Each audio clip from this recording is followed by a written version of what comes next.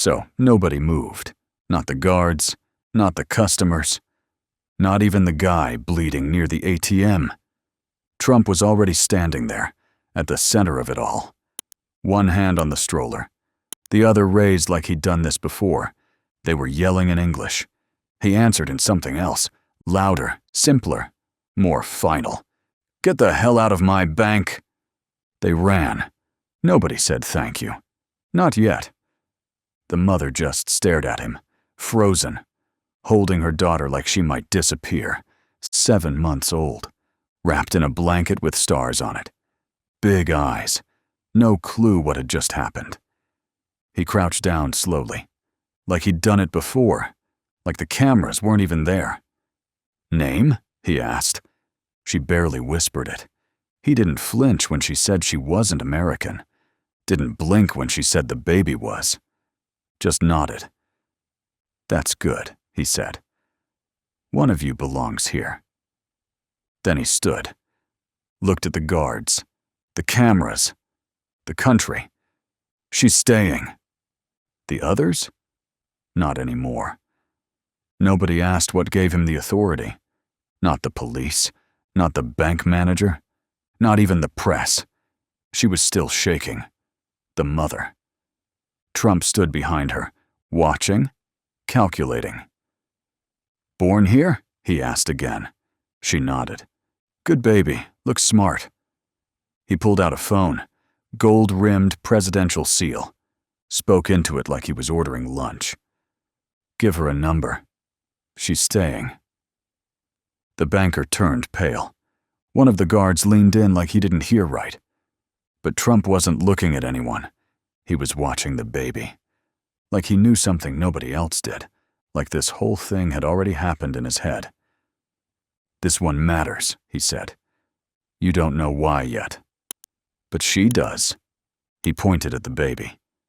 "American." Then toward the front door. "Those 3. "Not anymore." They were already gone. Tackled, cuffed, hauled away. White, from Missouri. One had a podcast. "Send 'em back," Trump said. "Back where?" someone asked. He didn't answer. He was already walking. "Put her somewhere safe," he said. "Alabama. Good air down there." By the next morning, something was being built. 5,000 square feet. Marble steps, black iron gates. What he later called freedom architecture. "Make it modern, but not woke," he told the foreman. "No stairs. Baby can't walk." "Also," he added, "put in a panic room.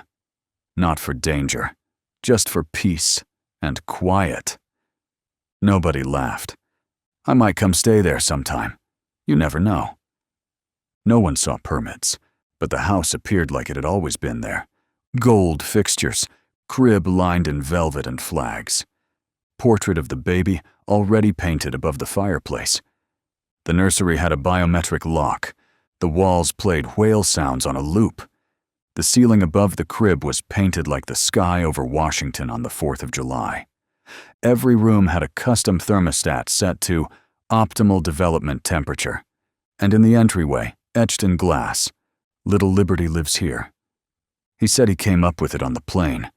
News anchors couldn't agree. One called it a miracle. Another called it an identity crisis. Online, hashtags trended for both. Hashtag Trump saves America. Hashtag Trump lost it. And somewhere between the late-night jokes and the op-eds, one headline quietly appeared in a Midwest newspaper. "Hero or hijacker? The president who picked a baby." "She's a citizen," Trump said. "She deserves more than most." "Maybe I'll give her something for later," he added, almost to himself. At the unveiling, the mother just stood in the kitchen, barefoot, stunned, staring at a fridge that played the national anthem. Outside, reporters shouted questions. "Why her?" one asked. He didn't answer. Not right away. Then he pointed at the child. "She didn't ask. She just existed. That's enough. That's what real Americans do. They don't ask. They just survive. And that's when it changed. Nobody knew if this was mercy or strategy. Some people cried. Some just watched. And some whispered to the person next to them, "Did he really just do that?" The clip went viral in minutes. Fox called him the immigrant whisperer. CNN asked if it was a glitch in the Matrix. Within a day, the baby had a nickname, Little Liberty. Zillow estimated the mansion at $6.5 million for tax purposes only. But Trump told the media she'll never pay a cent. Property taxes are for people who forget who saved them. He showed up once more. No press, no speech, just a drone shot of a black SUV rolling in before sunset. He walked to the porch alone, holding something wrapped in red cloth. The mother opened the door. 30 seconds of silence. No footage inside. When he walked back out, his hands were empty. Later, the baby was seen clutching a small gold object. Some said it was a key. Others said it was one of his medals. Melted down. Reformed. ICE issued 3 contradictory statements. The governor said he wasn't informed, but wasn't surprised. Marjorie Taylor Greene tweeted something supportive, then deleted it. And in a Reddit thread that gained 40,000 upvotes in 2 hours, someone posted, "What if? What if this is who he's always been?" That line went viral too. Nobody knows what he gave her. Nobody's asked. And nobody inside that house has spoken since. But a week later, a plaque appeared by the gate. Simple. Silver. No branding. It read, "She didn't ask. He didn't explain."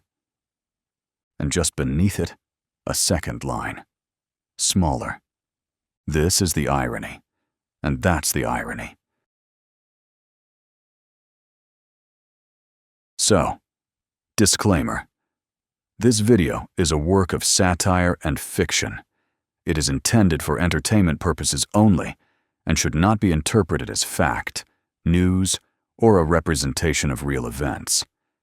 Any similarities to actual persons, living or dead, or actual events is purely coincidental.